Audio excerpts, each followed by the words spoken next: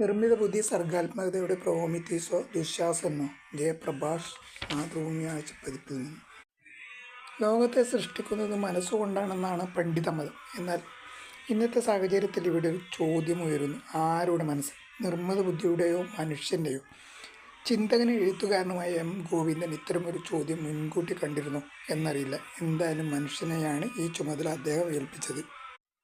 കാരണം മറ്റൊന്നുമല്ല, മനുഷ്യന് മാത്രമേ മൗലിക പരിവർത്തനത്തിൻ്റെ ഇതിഹാസം രചിക്കാനാവൂ. അയാൾക്ക് ചിന്ത വേവുന്ന തലച്ചോറുള്ളൂ, അയാൾക്ക് കവിത്വമുള്ളൂ. ഇങ്ങനെ നശ്വരനായ മനുഷ്യൻ ഭാവനയുടെ അഭയാർത്ഥിയാവുകയും അനശ്വരമായ കലാസൃഷ്ടികൾക്ക് രൂപം നൽകി സമൂഹത്തെ സദാ അത്ഭുതപ്പെടുത്തിക്കൊണ്ടിരിക്കുകയും ചെയ്യുന്നു. ലോകത്തെ വർണ്ണിക്കാൻ പുത്തൻ ആശയങ്ങളും ഉൾക്കാഴ്ചകളും ഭാവനയുമായി പ്രതിഭാധനായ മനുഷ്യനെത്തുന്നത് അനുഭവങ്ങളുടെയും ചിന്തകളുടെയും സഹജീവികളുമായുള്ള ആത്മബന്ധത്തിൻ്റെ ദീർഘനാളത്തെ കഠിന പ്രയത്നത്തിലൂടെ രാഗമൂർച്ച കൂട്ടിയ കഴിവിൻ്റെയും പിൻബലത്തിലാണ്.